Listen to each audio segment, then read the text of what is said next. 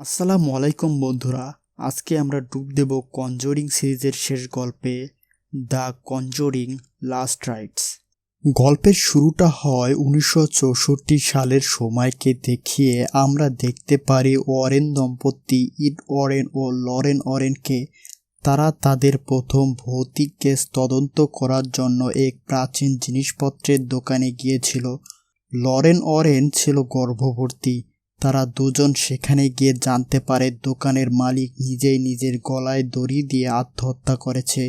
দোকানের মালিকের মেয়ে ওয়ারেন দম্পতিকে বলে তার বাবা মৃত্যুর আগে কিছুদিন যাবৎ অদ্ভুত রকমের আচরণ করত। মেয়েটি তাদের আরও বলে সে এই দোকানে অশরীরী এক আত্মার নড়াচড়া অনুভব করতে পারে। পরক্ষণে পাশের রুম থেকে অদ্ভুত রকমের আওয়াজ শুনতে পায় লরেন। কৌতূহল হয়ে রুমে গিয়ে দেখতে পায় অদ্ভুত রকমের মানুষের নকশাকৃত আয়না।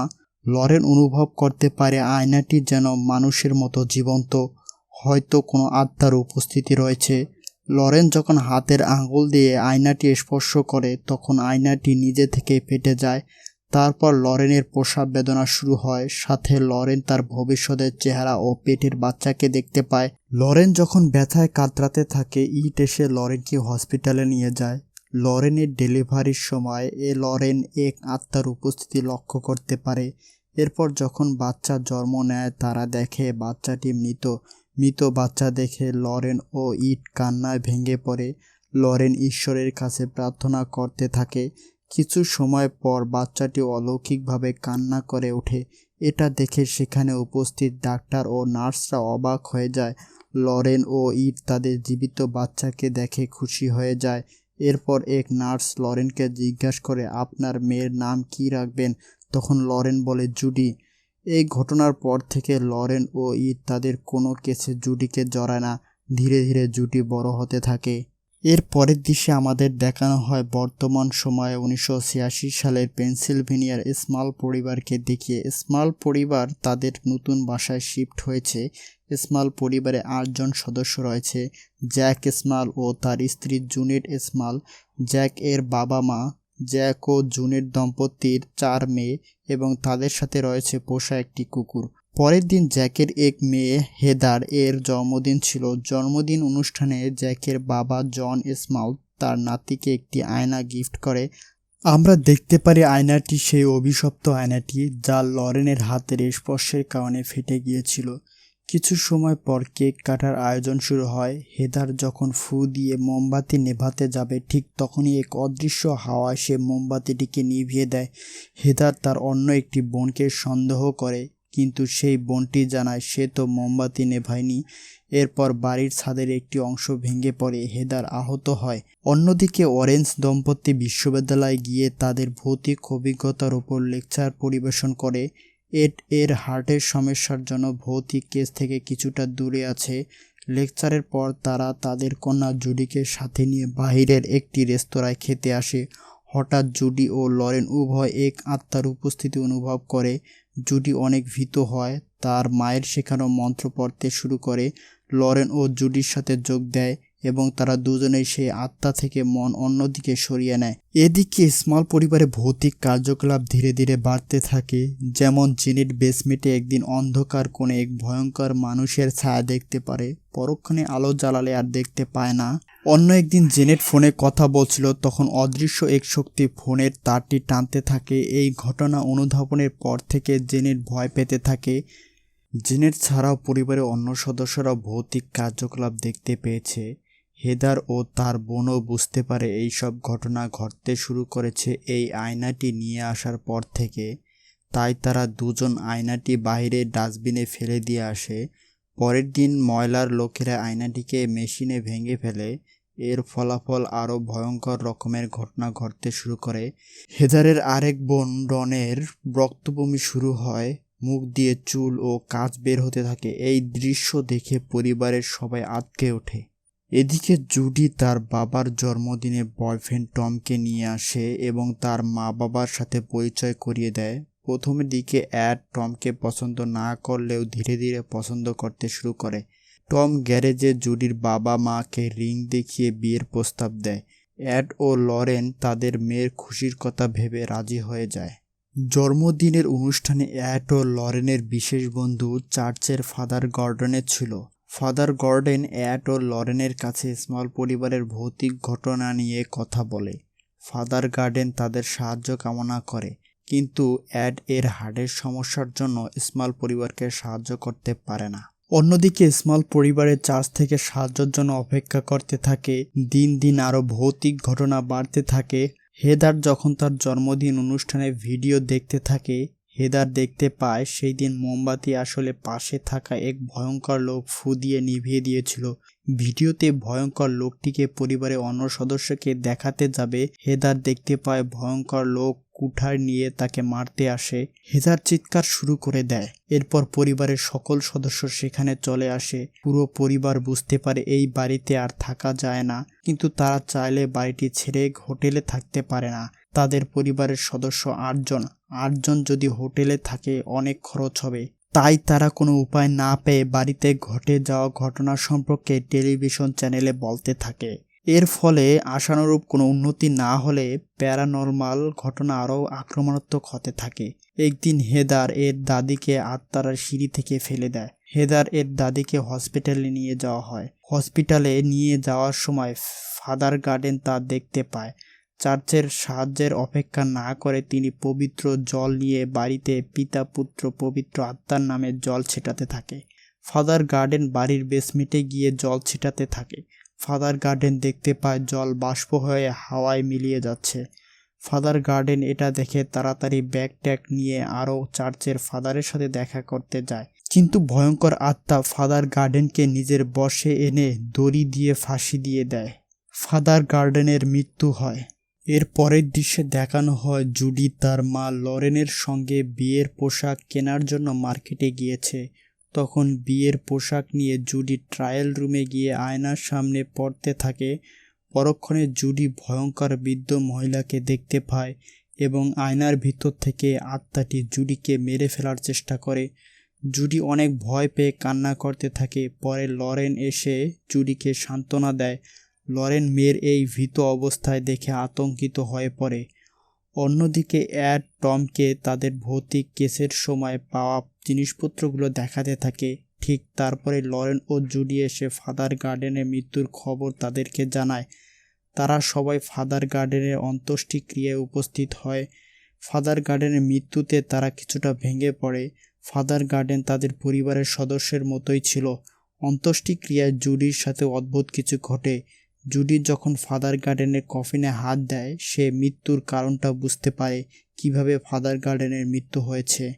জুডি তখন ফাদার গার্ডেনের বন্ধু ফাদার জিগলারকে জিজ্ঞাসা করে ফাদার গার্ডেনের কোথায় মৃত্যু হয়েছিল। ফাদার জিগলার জানায় পেনসিলভেনিয়ায় মৃত্যুর আগে স্মল পরিবারের বাড়িতে গিয়েছিল। তারপর জুডি তার মা বাবাকে না জানিয়ে স্মল পরিবারের বাড়িতে যায়। পরের দৃশ্যে লরেন বাসার কিচেনে ভয়ানক ভীষণ দেখতে পায়। সেখানে জুডির ছবি সহ লকেট পায়। পরক্ষণে পুরো কিচেন রক্তে প্লাবিত হয়। তখন অ্যাড সেখানে চলে আসে। সব কিছু আবার আগের মতো ঠিক হয়ে যায়। লরেন বুঝতে পারে তার মেয়ে বিপদে আছে, তাই সে মেয়ের খোঁজে অ্যাড সহ স্মল পরিবারের বাড়িতে আসে। অ্যাডের শারীরিক অবস্থার কথা ভেবে স্মল পরিবারের কেসে না জড়িয়ে মেয়েকে জুডিকে নিয়ে ফিরে যাওয়ার চেষ্টা করে। তখন জুডি তার মা বাবাকে জানায়, তোমরা আমার পাশে সবসময় ছিলে, এখন তোমাদের সবচেয়ে বেশি স্মল পরিবারের পাশে থাকা দরকার, কিন্তু তোমরা তাদের একা ফেলে দিয়ে চলে যাচ্ছ।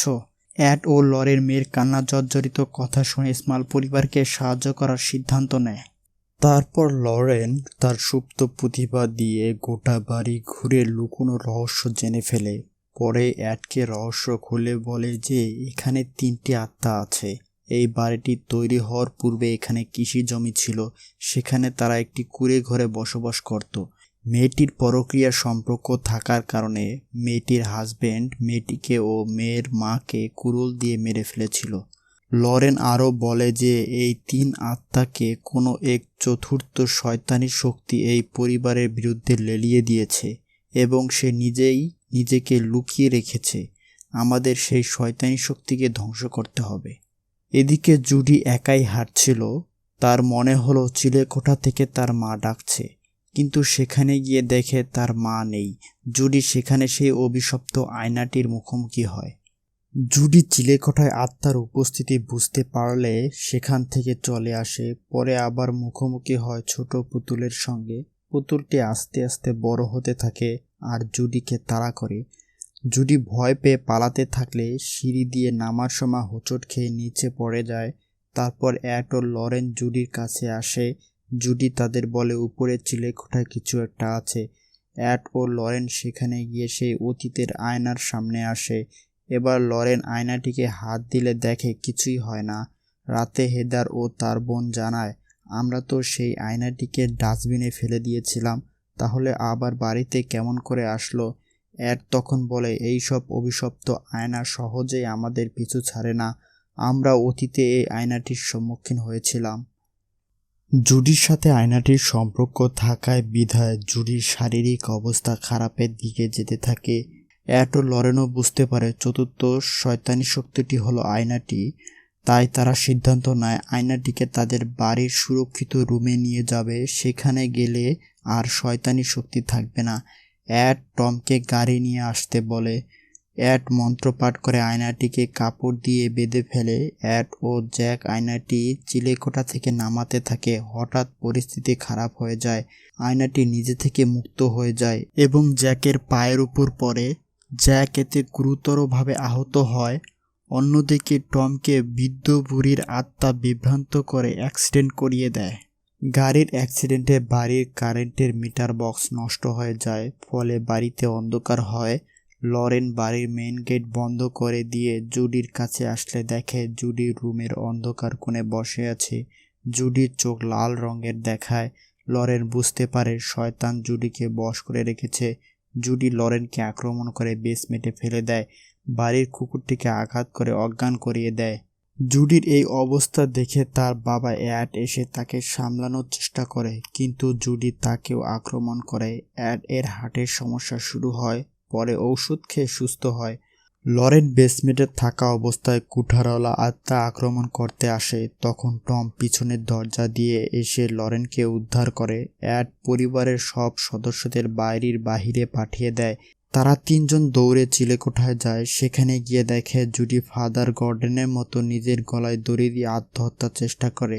অ্যাড কোনোভাবে জুডির গলার দড়ি কেটে দেওয়ার চেষ্টা করে। দড়ি কেটে গেলে জুডি, অ্যাড ও টম তারা তিনজন চিলেকোঠার মেঝে ভেঙে নিচে পড়ে যায়। জুডির দম বন্ধ হয়ে মৃত্যুর কোলে ঢলে পড়তে থাকলে অ্যাড জুডির বুকে চাপ দিতে থাকে। অ্যাড হাঁপিয়ে গেলে টম চাপ দিতে থাকে। তারপর জুডি নিঃশ্বাস নিতে শুরু করে। লরেন পাশে থাকা আয়নায় দেখে তার পিছনে আত্মা রয়েছে। পরক্ষণে আয়নাটি শূন্যে ভেসে ওঠে আর নিজে থেকে ক্রমশ ঘুরতে থাকে। এরপর আয়নাটি টমের পায়ের উপর পড়ে আর ঠেলতে ঠেলতে সামনে নিয়ে যেতে থাকে। তখন অ্যাড বাইবেল পড়তে থাকে, কিন্তু শয়তান আত্মাটি বাইবেল পুড়িয়ে দেয়। অ্যাড আগুনে পোড়া বাইবেল দিয়ে আয়নাটিকে চাপ দিতে থাকে। তারপরেও আয়নাটি টমকে ঠেলতে ঠেলতে নিয়ে যায়। জুডি তখন ভয় পেয়ে ছোটবেলার মায়ের শেখানো মন্ত্র পাঠ করতে থাকে। জুডির মন্ত্র পড়া দেখে লরেনের মাথায় চলে আসে যে ভয় পেলে চলবে না, ভয় পেয়ে পালিয়ে গিয়ে কোনো সমস্যার সমাধান হয় না। পরে জুডি ও লরেন সাহস নিয়ে আয়নায় হাত দেয়। তারা তিনজন যখন আয়নাটিতে হাত দেয়, তাদের সাহসী মনোবলের কারণে আয়নাটি ভেঙে চুরমার হয়ে যায়। টমও বেঁচে যায়। সবকিছু আগের মতো স্বাভাবিক হয়ে ওঠে। আয়নাটিকে তারা তাদের সুরক্ষিত ঘরে রাখে। এরপর দৃশ্য দেখানো হয় টম ও জুডির বিয়ে হয়। লরেন ও অ্যাডের সুন্দর কিছু দৃশ্য দেখিয়ে মুভিটি শেষ হয়ে যায়। তো বন্ধুরা, কেমন লাগলো দ্য কনজুরিং লাস্ট রাইটসের এই ভয়ঙ্কর কাহিনী? যদি ভালো লেগে থাকে লাইক, কমেন্ট, শেয়ার করতে ভুলবেন না। তোমাদের প্রতিটি লাইক আর কমেন্ট আমাকে অনুপ্রাণিত করবে পরের ভয়ঙ্কর গল্পের ভিডিও বানাতে।